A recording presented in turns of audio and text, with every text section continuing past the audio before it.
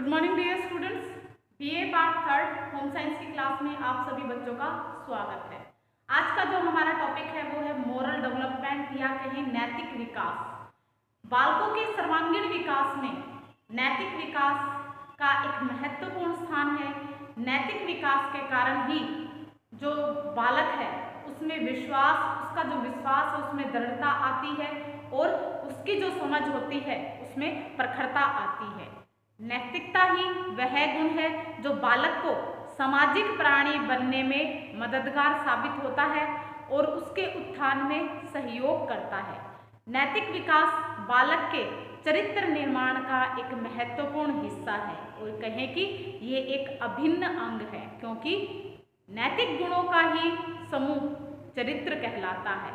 यह व्यक्तित्वशील गुणों का एक मुख्य निर्धारक तत्व होता है। इतना ही नहीं, नैतिकता मानव जीवन के समस्त गुणों, ऐश्वर्यों, समृद्धियों एवं वैभव की आधारशिला है। किसी भी व्यक्ति का नैतिक पतन उसे विनाश में डाल देता है, यानी कि गड्ढे में डाल देता है, जहां धन दौलत, नाम, यश होते हुए भी उसे अपमान का जहर पीना पड़ता है। तिरस्कार की अग्नि में वह तिल तिल करके उसे जलना पड़ता है। लोग उसे झूठा, भ्रष्ट, अनैतिक, बेईमान, चोर आदि की संज्ञा देते हैं। अतः व्यक्ति का जीवन जीते जी नरकमय हो जाता है। इसके ठीक विपरीत यदि किसी व्यक्ति में नैतिक गुणों की विद्यमानता होती है तो संसार की समस्त विभूतियां, धन दौलत, वैभव, ऐश्वर्य, बल, बुद्धि आदि उसकी दासी होती हैं। सफलता उसके चरणों को छूती है और वह चाहता है, जैसा वह चाहता है वैसा ही उसके साथ अच्छा होता है। तो ये है कि नैतिक विकास हमारे जीवन में किस प्रकार से महत्वपूर्ण होता है। बालकों में नैतिकता का विकास रातों रात नहीं होता है। शारीरिक, मानसिक, बौद्धिक, संवेगात्मक, सामाजिक आदि विकास की भांति ही नैतिकता का जो विकास है वो भी धीरे धीरे होता है एवं कर्मिक गति से होता है, यानी सीक्वेंस में होता है। एक के बाद दूसरा, दूसरे के बाद तीसरा, इस प्रकार से उसका नैतिक विकास डेवलप होता है। जब बालक पैदा होता है उस समय वह न तो नैतिक होता है और न ही अनैतिक होता है। वह तो ईश्वर का दिया हुआ एक सुंदर सा अनुपम वरदान होता है, जिसे आप चाहे तो नैतिक बना सकते हैं अथवा अनैतिक बना सकते हैं। माता पिता एवं परिवार के सदस्य नैतिकता के विकास में महत्वपूर्ण योगदान देते हैं। वे बालकों को सच बोलना, सहयोग करना, सत्य के मार्ग पर चलना, निष्पक्षता, आज्ञा पालन, राष्ट्रीयता, समयबद्धता, सहिष्णुता,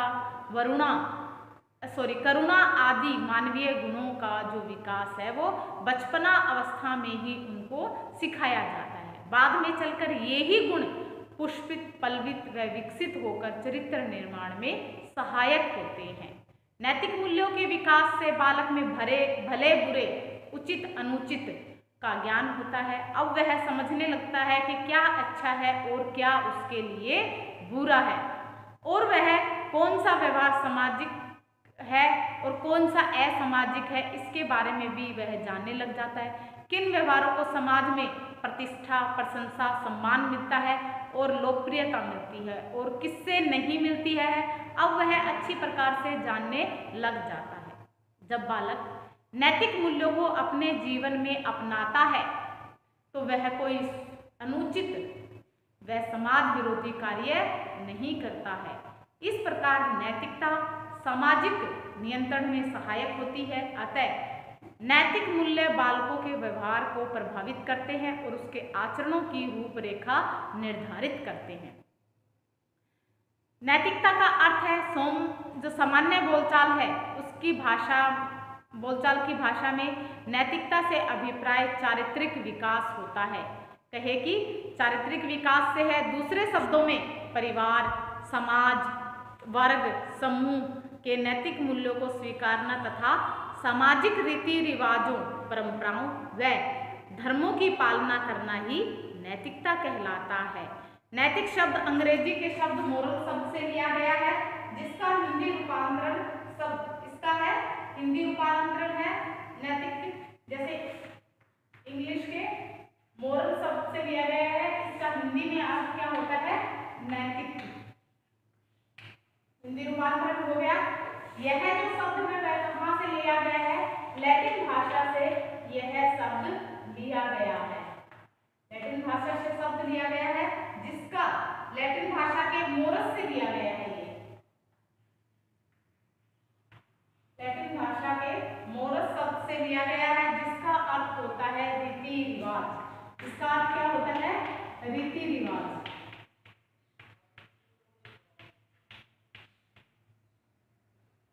रीति रिवाज होता है लोकप्रियता या शिष्टाचार। रीति रिवाज लोकप्रियता और शिष्टाचार, ये इस मोरस है वो लैटिन भाषा से लिया गया है, जिसका मतलब होता है रीति रिवाज, लोकप्रियता या कहे शिष्टाचार, इसका अर्थ होता है। अब अतः नैतिकता से अभिप्राय समाज व समूह की रीतियों का कार्य करने के तरीकों की अनुपालना करने से है। अतः स्पष्ट है कि नैतिकता के अंतर्गत समाज द्वारा निर्धारित व्यवहार, मूल्य, रीति रिवाज, परंपराएं आदि आते हैं। इन सभी की पालना व्यक्ति को करनी पड़ती है। जो व्यक्ति समाज द्वारा मान्य इन मूल्यों, आदर्शों एवं व्यवहारों का पालन करता है, उसके अंदर नैतिकता स्वतः ही आ जाती है। वह व्यक्ति नैतिक मूल्यों के प्रति पूर्ण निष्ठा, लगन एवं ईमानदारी रखता है तथा बुरे आचरणों तथा गलत कार्यों को करने से डरता है।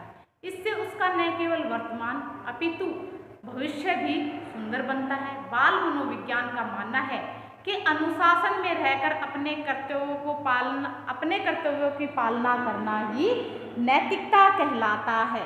तो अनुशासन के द्वारा रहकर, अनुशासन में रहकर हम नैतिक गुणों में विकास करते हैं। नैतिक मूल्यों के अंतर्गत कई मूल्य आते हैं, जैसे उचित अनुचित की भावना, सही गलत का ज्ञान, सत्य असत्य का ज्ञान, आज्ञा पालन, निष्पक्षता, सत्यवादिता, ईमानदारी, आत्म नियंत्रण, उत्तरदायित्व की भावना, राष्ट्रीयता, दयालुता, सहिष्णुता आदि।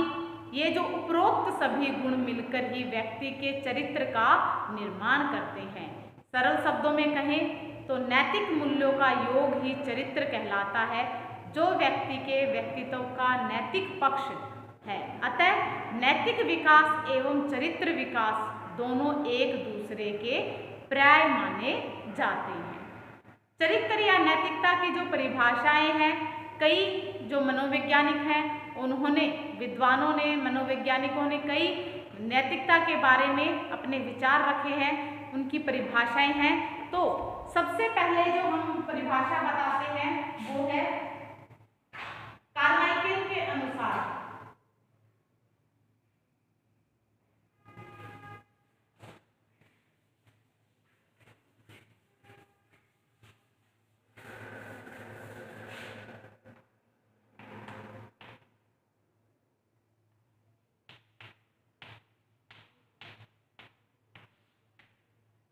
कार्माइकल के अनुसार ये क्या है, इसकी परिभाषा है, परिभाषाएं हैं नैतिक विकास की। कार्माइकल क्या कहते हैं, कहते हैं कि चरित्र एक गत्यात्मक प्रक्रिया है। चरित्र एक गत्यात्मक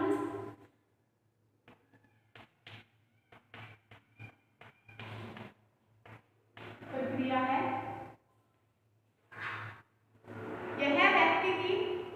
यह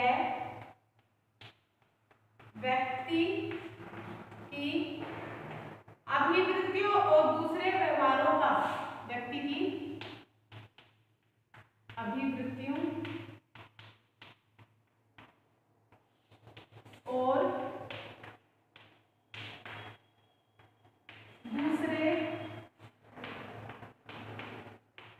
व्यवहारों का योग है।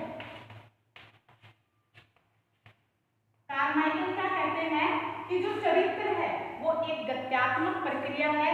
यह व्यक्ति की अभिवृत्तियों और दूसरे जो व्यवहार हैं उनका जो गुण योग है वो क्या कहलाता है? चरित्र, नैतिक विकास कहलाता है। अब दूसरा है बेंजामिन के अनुसार।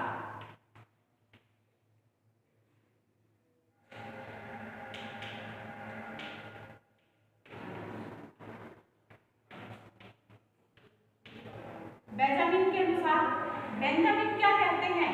ये कहते हैं कि चरित्र उन सब प्रवृत्तियों का योग है। चरित्र उन सब प्रवृत्तियों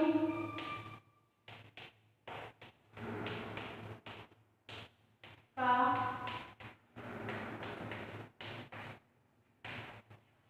योग है जो एक व्यक्ति में होती है। योग है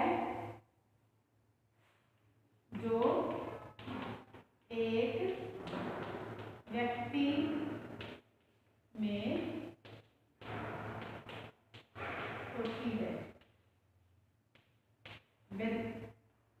बेंजामिन क्या कहते हैं कि चरित्र उन सब प्रवृत्तियों का योग है जो एक व्यक्ति के अंदर होती है। एक डेफिनेशन और बता देती हूँ इसमें आ जाएगा कार्टर वी गुड के अनुसार। कार्टर वी गुड के अनुसार ये क्या कहते हैं चरित्र के बारे में? कहते हैं चरित्र व्यक्तित्व,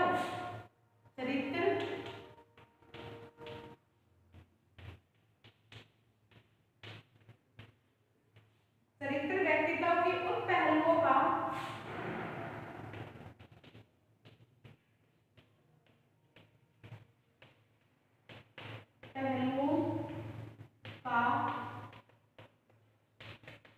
औसत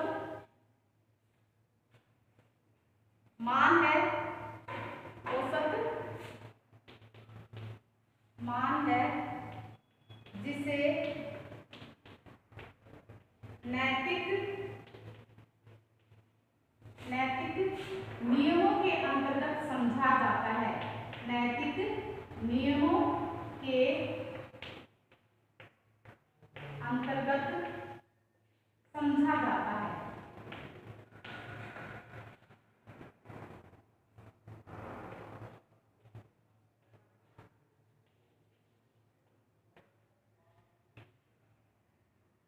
तो चरित्र व्यक्ति के उन पहलुओं का औसत मान है जिसे नैतिक नियमों के अंतर्गत समझा जाता है। ये कार्टर वी गुड के अनुसार। तो ये हुई हमारी नैतिक जो विकास है उसकी कुछ परिभाषाएं कार्माइकल के अनुसार, बेंजामिन के अनुसार और कार्टर वी गुड के अनुसार ये परिभाषाएं हैं इसकी। अब इसके बारे में हम आगे करेंगे कि नैतिक व्यवहार क्या है। नैतिक व्यवहार किसे कहेंगे? नैतिक व्यवहार को समझने के लिए, नैतिकता को समझने के लिए नैतिक व्यवहार को जानना जरूरी। हम कहते हैं कि नैतिकता, तो नैतिकता को जानने से पहले हमें नैतिक व्यवहार के बारे में समझना पड़ेगा। नैतिक व्यवहार का जो विकास का मूल प्रवृत्तियों से होता है, नैतिक व्यवहार का विकास है वो मूल प्रवृत्तियों के द्वारा होती है। प्रारंभ में बालक यह नहीं समझता कि कौन सा व्यवहार नैतिक है और कौन सा अनैतिक है। वह तो वही व्यवहार करता है जो उसे अपार आनंद, संतुष्टि और जहाँ से मिलती है वह वैसा ही व्यवहार करता है। परंतु बाद में वह नैतिक एवं अनैतिक व्यवहारों में अंतर करना समझ जाता है और उन्हीं व्यवहारों को करता है जिसे समाज में मान्यता प्राप्त होती है। वह जो समाज में लोगों के द्वारा स्वीकारे जाते हैं वही व्यवहार करेगा, अदरवाइज जो दूसरे व्यवहार है वो नहीं करेगा। हम कह सकते हैं कि जैसे कि छोटे बालकों से यह आशा नहीं की जा सकती कि वह समाज द्वारा मान्य नैतिक मूल्यों के अनुरूप व्यवहार करें, क्योंकि तब उसका जो इतना अधिक बौद्धिक एवं मानसिक विकास नहीं हुआ रहता है कि वह समाज द्वारा मान्य सभी पहलुओं या नैतिक मूल्यों को समझ सके। परंतु जब वही बालक किशोर हो जाता है तथा वह समाज द्वारा मान्य नैतिक मूल्यों के अनुसार व्यवहार नहीं करता है तो यह माना जाता है कि बालक उदंड है अथवा वह सामाजिक नैतिक मूल्यों, सामाजिक प्रत्याशाओं के अनुरूप व्यवहार नहीं करना चाहता है। वह नहीं चाहता कि अच्छा व्यवहार करे। अथवा यह भी कह सकते हैं कि बालक को नैतिक मूल्यों के बारे में ज्ञान नहीं होता है, नहीं है कि कब, कहाँ, किसके और किस स्थान पर किस प्रकार का व्यवहार किया जाना चाहिए। ऐसी स्थिति में बालक की समाज में स्थिति विचित्र हो जाती है। ऐसे बालकों की समाज में स्थिति विचित्र हो जाती है। ऐसे बालकों को समाज में पसंद नहीं किया जाता है। इसका कारण है कि नैतिकता स्वप्रेरित होती है, अर्जित होती है, उसे जबरदस्ती किसी पर थोपा नहीं जा सकता है। हाँ, बालकों के नैतिक व चारित्रिक विकास के लिए बाल्यावस्था से ही प्रयास किया जाता है। आप घरों में भी देखते हैं कि बच्चा झूठ बोलता है तो हम उसे डांट लगाते हैं, प्यार से समझाते हैं कि बेटा झूठ नहीं बोलना है, झूठ नहीं बोलते हैं, पाप लगता है। ऐसे ही जैसे बच्चा कोई चीज़ चुरा के लाता है स्कूल से, किसी बच्चे के स्पून है या फिर कुछ और चुरा के, बुक है, पेंसिल है, वो चुरा के लाता है तो उसे समझाया जाता है कि चोरी करना पाप होता है। अगर उसका जो ये व्यवहार है शुरू से ही उस पर कंट्रोल किया जाए, उसको नैतिकता के बारे में बताया जाए, अच्छे और बुरे के बारे में बताया जाए तो उसके चरित्र का अच्छा निर्माण होता है, उसका जो व्यवहार है वो अच्छा होता है, या फिर कहें कि उसके नैतिक व्यवहार है वो अच्छा बनता है, नैतिक मूल्यों का विकास उसके अंदर होता है। अब कहें कि नैतिकता का अधिगम कैसे होता है, नैतिकता को कैसे सीखा जाता है। नैतिकता का अधिगम क्या बताया था आपको? अधिगम होता है सीखना। हम जब किसी भी चीज़ को सीखते हैं, चाहे आप पढ़ रहे हैं या आप कोई भी काम को सीखते हैं, वो क्या कहलाता है? अधिगम कहलाता है। बालकों में नैतिकता का विकास धीरे धीरे एवं क्रमिक गति से होता है। जैसा कि हम आपको पहले भी बता चुके हैं कि जन्म के समय बालक में नैतिकता का विकास नहीं होता है। उसमें जैसे कि बौद्धिक गुणों का विकास होता है, शारीरिक वृद्धि होती है, सामाजिक गुणों का विकास होता है, वैसे ही उसके अंदर जो नैतिक विकास है होता है। उसके मन में किसी भी प्रकार की जो द्वेष है, ईर्ष्या है, नहीं होती है। वह निष्कपट, निश्चल और निष्पाप होता है। वह तो सीधा साधा भोला भाला एक सच्चा इंसान होता है। दूसरों शब्दों में वह भगवान का रूप होता है। परंतु जैसे जैसे उसकी उम्र बढ़ती जाती है उसके नैतिकता का पाठ पढ़ाया जाता है और उसी के अनुरूप कार्य करने के लिए उसे प्रेरित किया जाता है। माता पिता और जो उसके अभिभावक होते हैं, संरक्षक होते हैं, परिवार के जो सदस्य होते हैं, विद्यालय में शिक्षक एवं समाज के लोग इसमें एक महत्वपूर्ण भूमिका निभाते हैं। जब बालक विद्यालय जाने लगता है तो थोड़ा थोड़ा उसे उचित अनुचित के बारे में ज्ञान होने लग जाता है। नैतिक विकास के प्रमुख कई स्तर हैं, जो कि सबसे पहले आता है प्रयास एवं त्रुटि का स्तर होता है। सबसे पहले बालक नैतिकता का पाठ अपने परिजनों से सीखता है। जब बालक छोटा है अर्थात वह शैशवावस्था एवं बचपन अवस्था में होता है तो वह भूल एवं प्रयास विधि से नैतिक गुणों को सीखता है, क्योंकि इस अवस्था में उसका मानसिक एवं बौद्धिक विकास इतना नहीं होता है कि उसे प्रशिक्षण द्वारा, उसे ट्रेनिंग के द्वारा समझाया जाए। वो तो सिर्फ क्या करता है, अनुसरण के द्वारा सीख सकता है कि उससे बड़े हैं वो कैसा व्यवहार करते हैं, वो वैसा ही व्यवहार करता है। इस प्रकार से कह सकते हैं कि प्रयास एवं त्रुटि के द्वारा वह अपने व्यवहार में, नैतिकता में विकास करता है। रीति रिवाजों, दूसरा पॉइंट है वो है रीति रिवाजों, परंपराओं एवं कानूनों की भूमिका। नैतिकता के विकास में रीति रिवाज, प्रथाओं, परंपराओं और जो कानून होते हैं वो अति महत्वपूर्ण स्थान है उसका। इसे कदापि कम करके नहीं आंका जा सकता है। जैसे जैसे बालक बड़ा होता जाता है वह सामाजिक नियमों, कानूनों, रीति रिवाजों एवं परंपराओं के द्वारा नैतिक विकास करता है। जैसे माता पिता की सेवा करना, वृद्धों, अपाहिजों एवं विकलांगों की सहायता करना, सत्य बोलना, बिना पूछे किसी का सामान नहीं उठाना, लड़ाई झगड़ा नहीं करना, सार्वजनिक संपत्ति का नुकसान नहीं करना आदि बालक अपने परिवार एवं समाज से ही सीखता है। अगला आ जाएगा पुरस्कार एवं दंड की भूमिका। ये हम क्या कर रहे हैं कि नैतिकता का विकास है व्यक्ति के अंदर किस प्रकार से होता है। पहला आपको बताया कि उसके अंदर प्रयास और त्रुटि के द्वारा वह सीखता है। दूसरा, जो हमारे रीति रिवाज होते हैं, परंपराएं होती हैं और कानून के द्वारा वो नैतिक व्यवहार सीखता है। तीसरा है पुरस्कार और दंड की भूमिका भी एक महत्वपूर्ण स्थान रखती है। नैतिकता के विकास में इसका महत्वपूर्ण स्थान है। बाल्यावस्था में ये अधिक प्रभावी रहता है। बालक जब बड़े हो जाते हैं अच्छे बुरे, उचित अनुचित, सही गलत, असत्य सत्य, सच झूठ आदि के बारे में समझने लगता है, तब उन्हें पुरस्कार एवं दंड के माध्यम से नैतिकता का पाठ पढ़ाया जाता है। पुरस्कार से उन्हें प्रोत्साहित किया जाता है एवं तथा दंड में उनमें दमन की प्रवृत्ति विकसित होती है। जब बालक अच्छा कार्य करता है तो उसे पुरस्कृत किया जाता है, जिससे बालक को भविष्य में भी अच्छा कार्य करने के लिए प्रेरणा मिलती है और वह उससे खुश होकर अच्छे अच्छे कार्य अपने जीवन में करता है। दूसरों के सामने उसे अगर अपमानित किया जाता है, और दूसरा जो आपको बताया है कि जो दंड है, अगर बालक अनुचित कार्य करता है तो उसे सजा दी जाती है, उसे दंड दिया जाता है, दूसरों के सामने उसे अपमानित किया जाता है। अतः बालक दुख एवं भय के कारण भविष्य से डरता है और इस प्रकार बुरे व्यवहार जो होते हैं, जो कार्य होते हैं, उनको छोड़ देता है। अतः माता पिता, संरक्षक, परिवार के सदस्यों, शिक्षक जो होते हैं, उनका एक परम कर्तव्य है कि बालक को उचित अनुचित के बारे में अवगत करवाया जाए, उसे ज्ञान करवाया जाए, उन्हें सही मार्गदर्शन दे।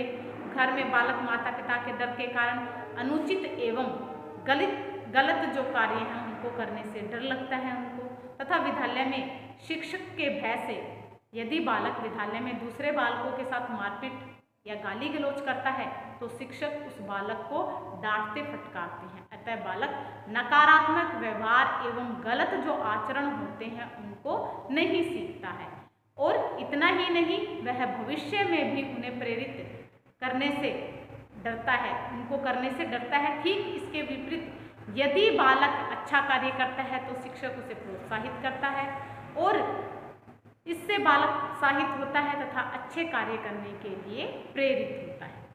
अगला आ जाएगा सामाजिक चेतना की भूमिका। बालकों की नैतिकता के विकास में सामाजिक चेतना की एक महत्वपूर्ण भूमिका होती है। उत्तर बाल्यावस्था तथा किशोरावस्था में बालक चेतना के माध्यम से ही नैतिक मूल्यों को सीखता है। इस अवस्था का बालक सामाजिक क्रियाओं में रुचि लेने लग जाता है तथा सामाजिक कार्यों में बढ़ चढ़कर भाग लेता है। वह उत्सव त्योहार पर सक्रिय भूमिका निभाता है। बालक सामाजिक स्वीकृति पाने के लिए उन्हीं कार्यों को करता है जिससे मान्यता मिलती है। तो इस प्रकार से वह सामाजिक प्रत्याशाओं एवं चेतनाओं को ध्यान में रखते हुए नैतिक आचरण को करना सीख जाता है। अगला जो अधिगम का है, नैतिक अधिगम किस प्रकार से होता है, वो है भले बुरे का ज्ञान। जब एक बालक पैदा होता है तो आपको बताया कि उसे भले बुरे का ज्ञान नहीं होता है। वह भला बुरा, उचित अनुचित, सत्य असत्य से काफ़ी दूर होता है। परंतु जैसे जैसे वह बड़ा हो जाता है और उसका बौद्धिक एवं मानसिक विकास होता है तो वह भले और बुरे के बारे में जानने लग जाता है। अगला है शर्म एवं दोष की भूमिका। शर्म एवं दोष के माध्यम से भी बालकों में नैतिकता का विकास होता है। जब बालक में भले बुरे की समझ हो जाती है और उसमें अच्छी भावना का विकास अच्छी तरह से हो जाता है तो वह काफ़ी सोच समझकर केवल उचित एवं सही कार्यों को ही करता है। परंतु जब वह नीतियों के विरुद्ध कार्य करता है तब इस अवस्था में वह अपने भले बुरे व्यवहार को निर्देशक के रूप में प्रयोग करता है, परंतु जब उसका व्यवहार उसकी आत्म चेतना एवं कॉन्शियसनेस के अनुसार नहीं हो पाता है तो वह शर्म एवं दोष का अनुभव करता है। अगला जो हमारा आ जाएगा मानवीय चेतना की भूमिका। नैतिकता के विकास के लिए सामाजिक चेतना के साथ साथ मानवीय चेतना का भी अति महत्वपूर्ण स्थान है, जिसे कदापि नकारा नहीं जा सकता है। मानवीय चेतना का विकास हो जाने पर व्यक्ति अपने व्यक्तित्व में निखार लाता है एवं बुरे एवं गलत कार्यों को करने से डरता है और उन्हें त्यागता जाता है। मानवीय चेतना के विकास को व्यक्ति का हृदय परिवर्तित होना भी कहते हैं। जब किसी व्यक्ति में मानवीय चेतना का विकास हो जाता है तो उसका हृदय परिवर्तित हो जाता है और अब वही व्यक्ति जो पहले कभी खुखार आतंकवादी था एक महान संत बन जाता है। अंगुलीमाल डाकू का नाम आपने अवश्य ही सुना होगा। वह एक खुखार डाकू था और रास्ते से गुजरने वाले व्यक्ति को लूटकर उसकी हत्या कर देता था। उसकी एक उंगली काटकर उसकी माला बनाकर अपने गले में वह पहनता था, परंतु गौतम बुद्ध के संपर्क में आकर उनका हृदय परिवर्तित हो गया और वह लूटपाट हत्या करना छोड़ देता है तथा गौतम बुद्ध के चरणों में गिरकर गिड़गिड़ाने लग जाता है। बाद में वह एक संत बन जाता है।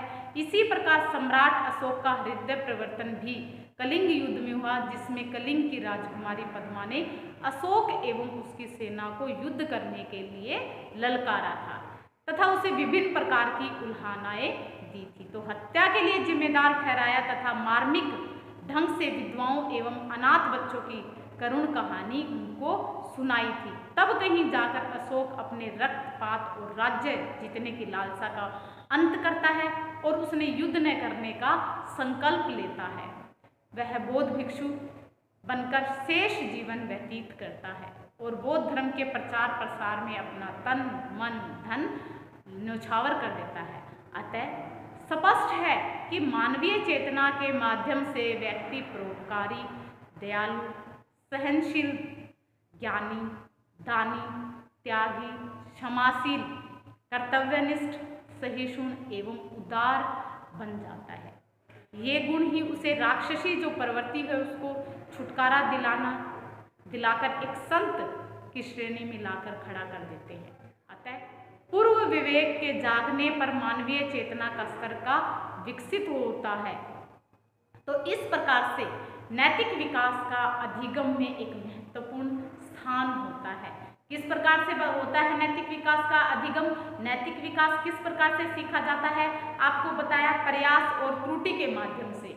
रीति रिवाजों, परंपराओं और कानून की भूमिका भी इसमें महत्वपूर्ण योगदान देती है। सामाजिक चेतना की जो भूमिका है वो शर्म एवं दोष की भूमिका, पुरस्कार एवं दंड की भूमिका, भले बुरे का ज्ञान, मानवीय चेतना की भूमिका और नैतिक विकास का जो अधिगम है वो इस प्रकार से सीखा जाता है, संभव होता है। तो ये था हमारा नैतिक विकास के बारे में कि नैतिक विकास किस प्रकार से होता है। बालक के जीवन में नैतिक विकास का महत्व क्या है? क्यों नहीं हमारे जीवन में नैतिक विकास होना चाहिए, नैतिक गुण हमारे अंदर होना चाहिए। क्यों होने चाहिए? जीवन में सुख, समृद्धि, ऐश्वर्य, धन, दौलत, नाम, यश और इन सब की प्राप्ति के लिए नैतिकता का एक असीम योगदान होता है। नैतिक गुणों से व्यक्ति जो विभूषित व्यक्ति है, जिसके पास नैतिक गुण होते हैं, उसके चरणों में धन, दौलत, यश, वैभव सब कुछ उसके चरणों में होते हैं। यहाँ तक कि स्वर्ग से उतरकर स्वयं ब्रह्मा, विष्णु, महेश अपनी समस्त इच्छाओं को पूर्ति करने हेतु इस धुरा पर उतरकर आते हैं। तभी तो कहा गया है, खुद ही को कर बुलंद इतना कि खुदा तुझसे पूछे बता तेरी रजा क्या है। तो ये क्या है? हमारे नैतिक गुणों के कारण ही संभव है। नैतिक गुण क्यों आवश्यक है? क्या महत्व है हमारे जीवन में? सबसे पहले है चरित्र निर्माण में सहायक। हमारे जो चरित्र का निर्माण है वो नैतिक गुणों के द्वारा आता है, जैसे ईमानदारी, आज्ञा पालन, राष्ट्रभक्ति, राष्ट्रवादिता, सहिष्णुता, दया, करुणा, क्षमाशीलता, त्याग आदि की जो भावना है, आदि के जो मानवीय गुणों का जो विकास है वो नैतिकता के द्वारा ही संभव होते हैं। समाजीकरण में सहायक, बालकों के समाजीकरण में नैतिकता का बड़ा ही महत्वपूर्ण योगदान होता है, जिसे हम कदापि नकार नहीं सकते हैं। कर्तव्यनिष्ठ होकर बालक कार्य करता है, दूसरों की मदद करता है, परोपकारी, उदार एवं दयालु बनता है तो समाज के लोग उसको सम्मान देते हैं, प्रतिष्ठा उसको समाज के द्वारा मिलती है। इससे बालक का सामाजिक दायरा बढ़ता है। अतः स्पष्ट है कि नैतिकता के विकास के लिए समाजीकरण में ये एक महत्वपूर्ण सहयोग करता है। जागरूकता के विकास में नैतिकता बालकों में जागरूकता लाती है। नैतिकता का विकास हो जाने पर बालक समाज विरोधी जो कार्य होते हैं उनको करने से डरता है। वह दुराचार के बारे में कल्पना में भी नहीं सोच पाता है। अतः वह भली भांति समझने लग जाता है कि अनुचित एवं गलत कार्यों से उसे व उसके माता पिता एवं परिवार की बदनामी और अपयश ही मिलेगा। अतः बालक में उच्च आदर्शों एवं मूल्यों को अपनाता है। जागरूकता उत्पन्न हो जाने पर बालक किसी भी प्रकार के प्रलोभन का शिकार नहीं बनता है और जीवन पर्यंत नैतिक आचरण ही करता है। व्यक्तित्व के विकास में नैतिकता का महत्वपूर्ण योगदान होता है। वहाँ भी यह महत्वपूर्ण है। व्यक्तित्व क्यों है? क्योंकि नैतिक गुण व्यक्तित्व के विभिन्न शील गुणों का निर्धारण करते हैं, जैसे सत्यता, ईमानदारी, सहनशीलता, क्षमाशीलता और दया, करुणा, कर्तव्य निष्ठा, आज्ञा पालन आदि विभिन्न नैतिक मूल्यों का विकास है वो चरित्र का एक अभिन्न अंग माना जाता है। इस प्रकार से नैतिक गुणों से परिपूरित व्यक्ति को समाज में एक श्रेष्ठ और ऊंचा स्थान मिलता है। फलतः समाज में उसकी प्रतिष्ठा बढ़ती है और वह बहुमुखी व्यक्तित्व का धनी व्यक्ति कहलाता है। आचरणों के निर्धारण में सहायक, नैतिक मूल्य बालकों के आचरण व व्यवहार को निर्धारित करने में महत्वपूर्ण भूमिका निभाता है। नैतिक आचरण बालक उन्हीं कार्यों को करने के लिए प्रेरित होता है जो सामाजिक अपेक्षाओं एवं प्रत्याशाओं के अनुरूप होता है। नैतिक मूल्य उनके रग रग में निवास करते हैं। इस कारण वे अनुचित, गलत एवं बुरे कार्यों को करने से डरते हैं। अब वे दंड तथा डांट फटकार से बचने के लिए झूठ का सहारा नहीं लेते हैं, बल्कि अपनी गलती को सहर्ष स्वीकार कर लेते हैं। इस प्रकार से आचरण का निर्धारण होता है। सुरक्षा की भावना के विकास में सहायक होता है। सही निर्णय लेने की क्षमता का विकास है वो भी नैतिक गुणों के कारण होता है। अभिव्यक्तियों के विकास में भी नैतिक मूल्यों का अति महत्वपूर्ण स्थान है। बालक की अभिवृत्तियां किस प्रकार की होंगी? इसमें नैतिक मूल्य है वो महत्वपूर्ण भूमिका निभाता है। उच्च नैतिक मूल्यों से बालक में धनात्मक अभिवृत्तियों का निर्माण होता है। अतः माता पिता एवं शिक्षक हैं, उनका परम दायित्व है कि वे बालक को नैतिक मूल्यों की शिक्षा दें तथा उनमें धनात्मक अभिवृत्तियों का बीजारोपण करें और उसे पुष्पित पल्वित होने में मदद करते हैं। इस प्रकार से ये हुए हमारे बालक के जीवन में नैतिक विकास का महत्व। एक बार फिर से बताती हूँ कि अभिवृत्तियों के विकास में नैतिकता का महत्व है। सुरक्षा की भावना के विकास में, व्यक्तित्व विकास में सहायक होता है। चरित्र निर्माण में सहायक, जागरूकता के विकास में सहायक, सही निर्णय लेने की क्षमता के विकास में सहायक, आचरणों के निर्धारण में सहायक, समाजीकरण में यह सहायक होता है, चरित्र निर्माण में यह सहायक होता है। इस प्रकार से जो नैतिकता का विकास है हमारे इन बातों पर कार्य करता है, इन सब में महत्वपूर्ण भूमिका निभाता है। तो ये था हमारा मोरल डेवलपमेंट का चैप्टर कि किस प्रकार से नैतिकता का विकास होता है जीवन में और इसके क्या अर्थ है, इसकी क्या परिभाषाएं हैं और इसको किस प्रकार से सीखा जाता है नैतिक मूल्यों को, और किस प्रकार से हमारे जीवन में नैतिक मूल्य एक महत्वपूर्ण योगदान देते हैं या महत्वपूर्ण होते हैं। तो आज के लिए इतना ही। कल की क्लास में एक नए चैप्टर के साथ फिर से मिलते हैं। Okay bye, have a nice day.